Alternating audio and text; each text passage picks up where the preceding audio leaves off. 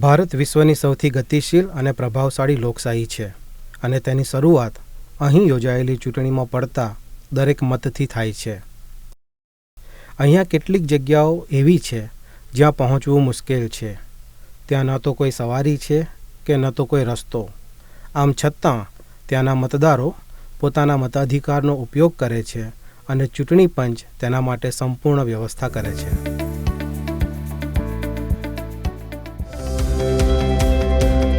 વિશ્વની સૌથી મોટી લોકશાહીમાં ભારતનો દરેક નાગરિક દર 5 વર્ષે પોતાનો મત આપીને માત્ર પોતાની પસંદગીની સરકારને જ નથી ચૂંટતો, પરંતુ તેની સાથે સાથે લોકશાહીમાં તેમનો વિશ્વાસ પણ વર્ષે દર વર્ષે વધતો રહ્યો છે. આ વિશ્વાસ એટલો મજબૂત છે કે ચૂંટણી પછી રાજકીય સત્તાનું હસ્તાંતરણ અહીં શાંતિપૂર્ણ રીતે થાય છે.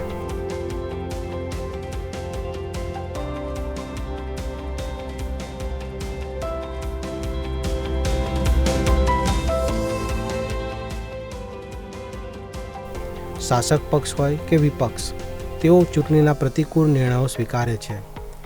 ભારતની કલ્યાણ અને રક્ષણાત્મક પ્રતિબદ્ધતા તેની નીતિઓમાં પ્રતિબિંબિત થાય છે.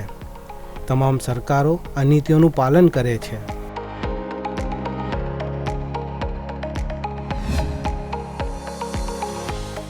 છેલ્લી 17 ચૂંટણીઓ સાથે આપણી લોકશાહી સતત પરિપક્વ થઈ રહી છે અને આપણે લોકશાહીના સૌથી મોટા ઉત્સવમાં સહભાગી બની રહ્યા છીએ.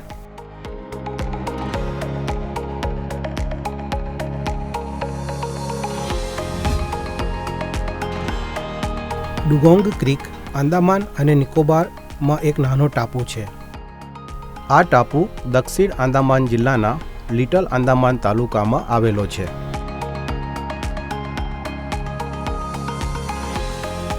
આ ટાપુ પર કુલ 23 પરિવારો રહે છે. ડુગોંગ ક્રીકની વસ્તી 109 છે, જેમાં 59 પુરુષો અને 50 સ્ત્રીઓનો સમાવેશ થાય છે. અહીં કુલ મતદારોની સંખ્યા 68 છે.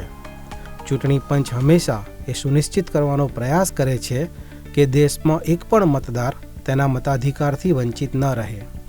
આ માટે ચૂંટણી પંચ દેશના છેવાડાના સ્થાને બેઠેલા મતદારો પોતાનો મત આપી શકે તેવી વ્યવસ્થા કરે છે, જેથી દેશનો દરેક મતદાર ગર્વથી કહી શકે કે તેમના દ્વારા આપવામાં આવેલા મતદાનને કારણે દેશની લોકશાહી વધુ મજબૂત બની રહી છે અને દિવસે ને દિવસે વધુ ગતિશીલ થઈ રહી છે.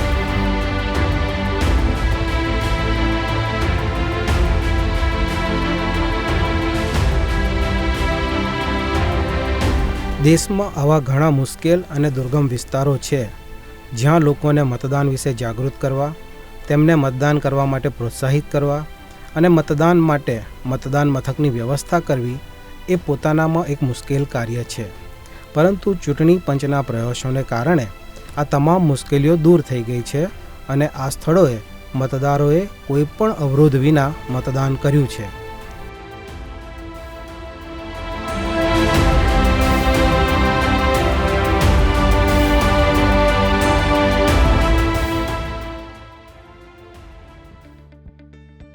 આંદામાનના તમામ વરિષ્ઠ અધિકારીઓ અહીં આવ્યા હતા. અહીં આંદામાન આદિમ જનજાતિ વિકાસ સમિતિ છે. તેમના કાર્યકરો અહીં કાયમી રહે છે. અહીં એક શાળા, એક મેડિકલ સેન્ટર પણ છે. આ સંસ્થામાં કેટલાક એવા લોકો છે જે ઓંગી ભાષા પણ જાણે છે. જનજાતિ વિકાસ સમિતિના સભ્યોએ ઘણા વર્ષો બાદ ઓંગી સમુદાય સાથે એક વિશ્વાસનો સંબંધ સ્થાપિત કર્યો છે. આ લોકોએ તેમના આઈ કાર્ડ બનાવવાનું, આધાર કાર્ડ બનાવવાનું, મતદાર યાદી બનાવવાનું અને તેમને મતદાન વિશે જાગૃત કરવાનું કામ કર્યું છે. આ લોકો ખૂબ જ ભોળા હોય છે. અમે આ સમુદાયના વડાઓના સંપર્કમાં રહીએ છીએ અને તેમના દ્વારા અમે આ લોકો સુધી પહોંચીએ છીએ અને તેમની સાથે અમારા મંતવ્યો શેર કરીએ છીએ. આ ખૂબ જ લાંબી પ્રક્રિયા છે. તમે દેશમાં ચૂંટણી અને મતદાનની ઘણી તસવીરો જોઈ હશે. આજે અમે સંસદ ટેલિવિઝન દ્વારા તમારી સાથે કેટલીક તસવીરો શેર કરી રહ્યા છીએ જે તમને વિશ્વાસથી ભરી દેશે કે દેશમાં છેલ્લા સ્થાને બેઠેલી વ્યક્તિ પણ પોતાના મતાધિકારનો ઉપયોગ કરી શકે છે. જી હા, અમે વાત કરી રહ્યા છીએ દેશના અનોખા પોલિંગ સ્ટેશન ડુગોંગ ક્રીકની. ત્યાં જવાનો રસ્તો દરિયો છે. લોકો દરિયાના મોજાને પાર કરીને ત્યાં પહોંચે છે, સંપૂર્ણ વ્યવસ્થા કરે છે, આખી રાત ત્યાં રોકાય છે અને સવારે જ્યારે મતદાન શરૂ થાય છે ત્યારે તમામ આદિવાસીઓ પોતાનો મત આપે છે અને ગર્વથી કહે છે કે અમે આ મહાન ઉત્સવના સહભાગી બન્યા છીએ. ચરણ પ્રથમ. મતદાન મથક ડુગોંગ ક્રીક. મતદાન તારીખ 19 એપ્રિલ. તારીખ 17મી એપ્રિલ. ડુગોંગ ક્રીક માટે મતદાન સ્ટાફ પોર્ટ બ્લેયરથી જહાજ દ્વારા લિટલ આંદામાન માટે રવાના થાય છે. 8 કલાકની મુસાફરી પૂરી કરીને પોલિંગ ટીમ લિટલ આંદામાન પહોંચે છે. જેટ્ટીથી આ ટીમ લિટલ આંદામાનના આ મથકે પહોંચે છે. તારીખ 18 એપ્રિલ. મતદાન કર્મચારીઓ વીવીપેટ, ઈવીએમ મશીનો સહિત મતદાન સંબંધિત તમામ સાધનોને સુરક્ષિત રીતે પેક કરે છે અને સુરક્ષા કર્મચારીઓ સાથે લિટલ આંદામાનથી ડુગોંગ ક્રીક માટે રવાના થાય છે.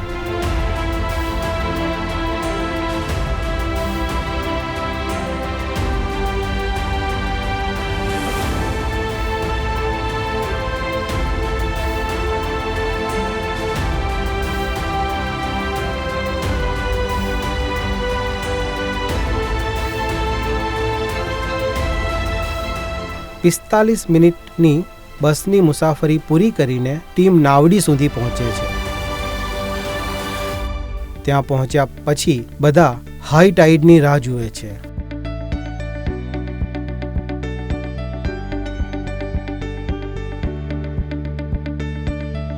હાઈ ટાઈડ શરૂ થતાની સાથે જ ઈવીએમ મશીનો અને વીવીપેટને નાવડી પર સુરક્ષિત રીતે મૂકવામાં આવે છે.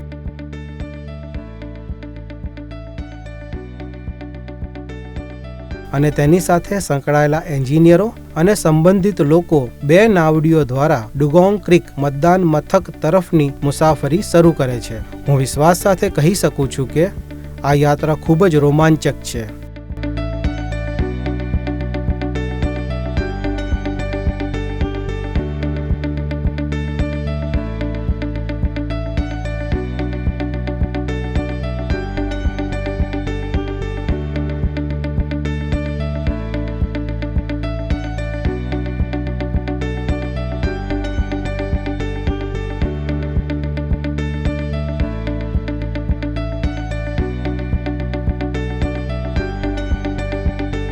આ ખાડી નાના નાના રસ્તાઓ અને કાંટાળા વૃક્ષોમાંથી પસાર થઈને સમુદ્રમાં ભળી જાય છે.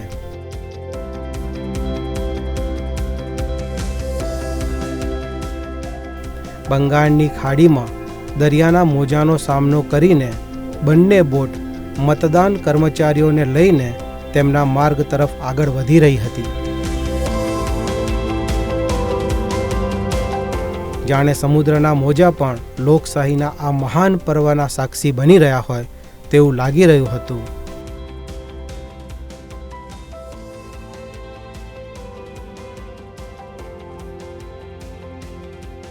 લગભગ 1 કલાક 30 મિનિટની મુસાફરી પૂરી કરીને આખી ટીમ ડુગોંગ જેટ્ટી પહોંચી.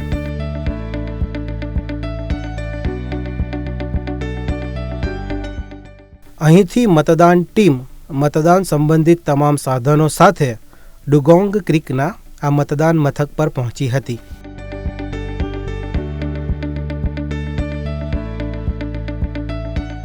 ઓંગી આદિજાતિ ડુગોંગ ક્રીકમાં રહે છે. તે ભારતની મુખ્ય પ્રવાહથી દૂર રહેતી જાતિઓમાંની એક છે. તેઓ હજારો વર્ષોથી અહીં રહે છે. અહીં સુધી પહોંચવાનો માર્ગ મુશ્કેલીઓથી ભરેલો છે.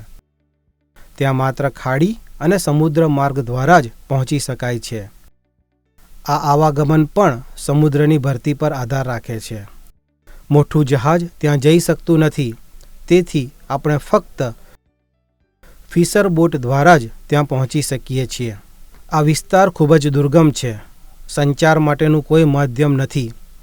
રાત્રે ત્યાં પહોંચવું ખૂબ જ પડકારજનક હોય છે. જુઓ, તે અનોખું છે, એટલા માટે કે અહીં પહોંચવાનો એક જ રસ્તો છે અને તે છે દરિયો. આપણે અહીં માત્ર બોટ દ્વારા જ આવી શકીએ છીએ. બીજો કોઈ રસ્તો નથી. બોટ દ્વારા પહોંચવામાં 1 થી 1.5 કલાકનો સમય લાગે છે અને તે પણ દરિયાની ભરતી પર આધાર રાખે છે. તેથી જ તે એક અનોખું મતદાન મથક છે.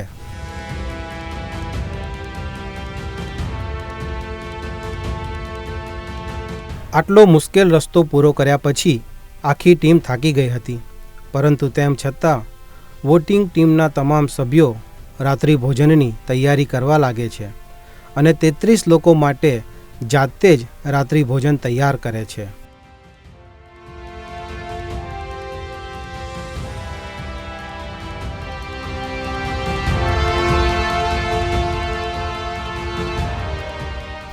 ભોજન કર્યા પછી ટીમ થોડા કલાકો માટે આરામ કરે છે. અમે એક ગેસ્ટ હાઉસ બનાવ્યું છે, પરંતુ મતદાન કર્મચારીઓ વધારે હોવાથી તેમને પણ ઘણી સમસ્યાઓનો સામનો કરવો પડ્યો હતો.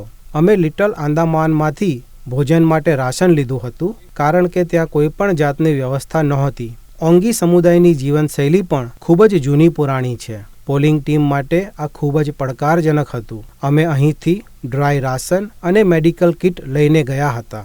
જો કે વહીવટી તંત્રે તમામ વ્યવસ્થા સ્ટેન્ડ બાય પર રાખી હતી. ત્યાં જવું અને ત્યાં આવવું સંપૂર્ણપણે દરિયાની ભરતી પર આધાર રાખે છે. 19 એપ્રિલ સવારે 5:30 કલાકે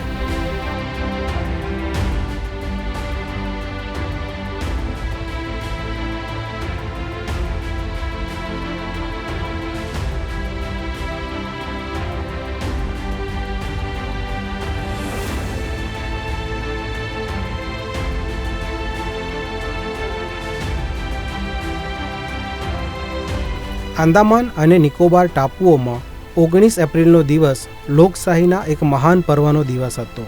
ઈવીએમ અને વીવીપેટના પરીક્ષણ માટે ચૂંટણી પંચની માર્ગદર્શિકાને અનુસરીને મતદાન ટીમના સભ્યો મોક મતદાન શરૂ કરે છે. પોલિંગ સ્ટાફ અને એન્જિનિયરો પરીક્ષણ અંગે સંપૂર્ણપણે સંતુષ્ટ થયા પછી તેઓ આ માહિતી રાજ્ય ચૂંટણી પંચને આપે છે.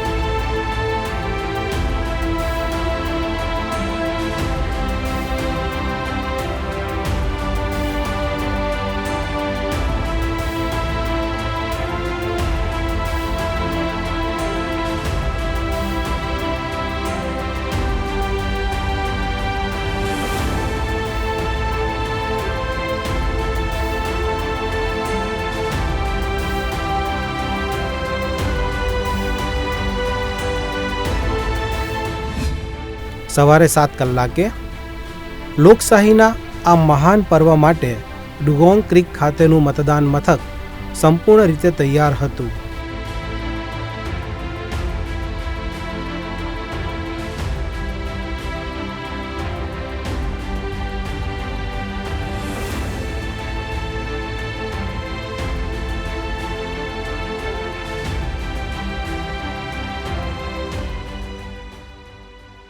અહીં રહેતા ઓંગે સમુદાયના લોકો મતદાન કરવા માટે સવારથી જ આવવા લાગ્યા હતા.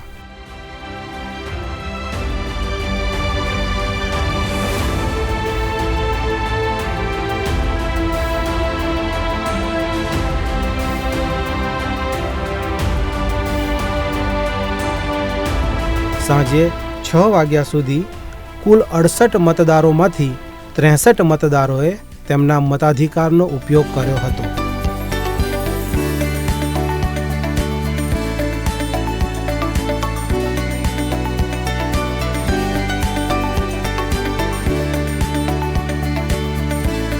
વહીવટી તંત્રએ તે માટે સંપૂર્ણ આયોજન કર્યું હતું. બધાએ ત્યાં જઈને લોકોને પ્રેરિત કર્યા હતા. સૌથી મહત્વની વાત એ છે કે તેઓએ 91% મતદાન કર્યું છે, જે ભૂખંડમાં રહેતા લોકો માટે પણ એક ઉદાહરણ છે. કેટલા ઉત્સાહ અને જોશ સાથે અહીંના લોકો લોકતંત્રના આ ઉત્સવમાં સહભાગી બન્યા.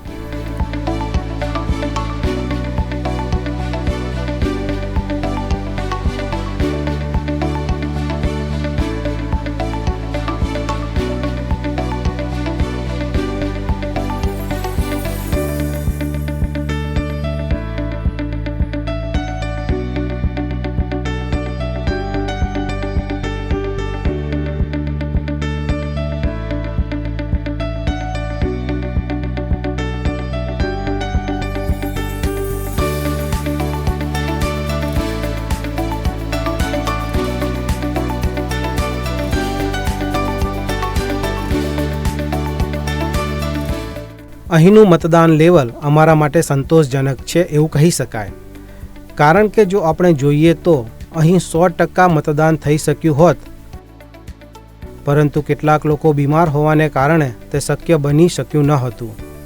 90%થી વધુ અહીં મતદાન થયું છે, જે અમારા માટે આનંદની વાત છે.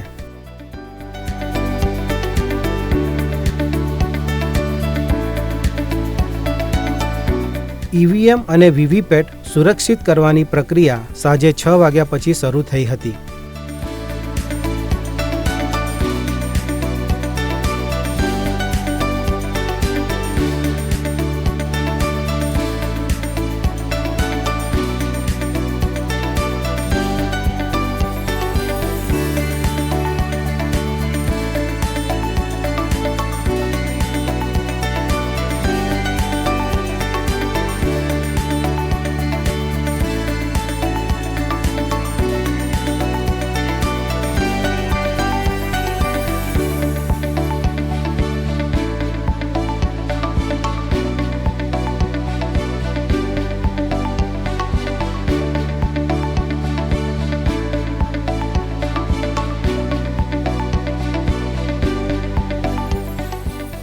મતદાન કર્મચારીઓ સહિતની આખી ટીમ સાંજે 7 વાગે ડુગોંગ ક્રીકની જેટ્ટી પર પહોંચી હતી.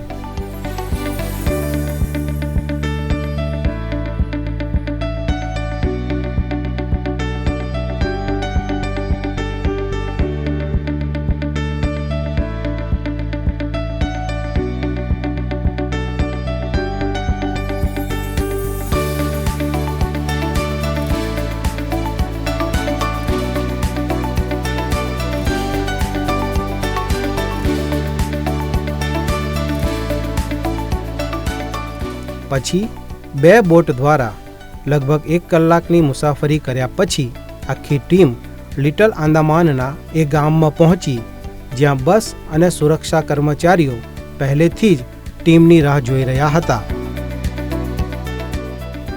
અહીંથી પોલિંગ પાર્ટી બસ દ્વારા લિટલ આંદામાન પહોંચી અને પોલિંગ ટીમે કડક સુરક્ષા હેઠળ ઈવીએમ અને વીવીપેટ જમા કરાવ્યા.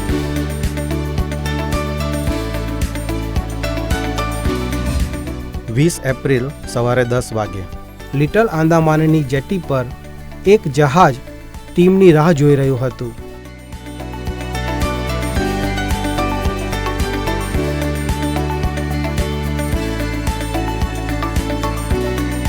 એકત્ર કરાયેલા તમામ ઈવીએમ અને વીવીપેટ આ જહાજ પર રાખવામાં આવ્યા હતા. અહીંથી 6 કલાકની મુસાફરી પછી જહાજ પોર્ટ બ્લેરની જેટ્ટી પર પહોંચ્યું.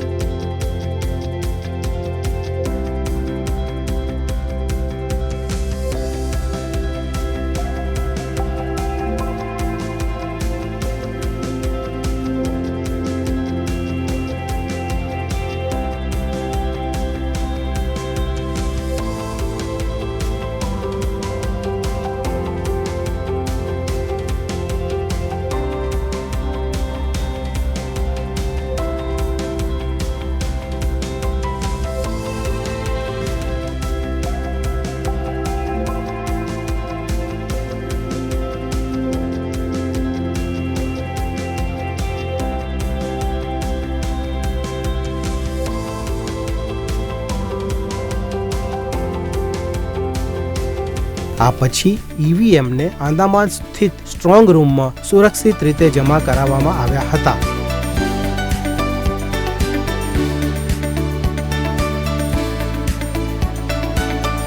આ રીતે દેશના અનોખા મતદાન મથકો પૈકીના એક આંદામાન અને નિકોબારના ડુગોંગ ક્રીકમાં રહેતા ઓંગે સમુદાયના લોકોના લોકતાંત્રિક અધિકારોને મજબૂત કરવાનું એક મોટું કાર્ય સફળતાપૂર્વક પૂર્ણ થયું.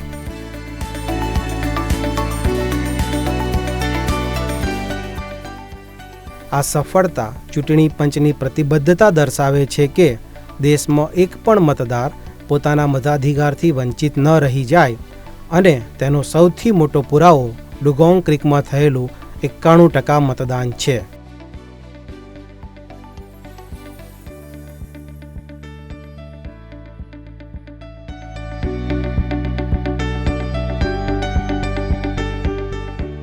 કોઈએ સાચું જ કહ્યું છે કે આયા ચુનાવ કા યહાં ત્યોહાર દેખીએ, जनतंत्र की जमीन को गुलजार देखिए.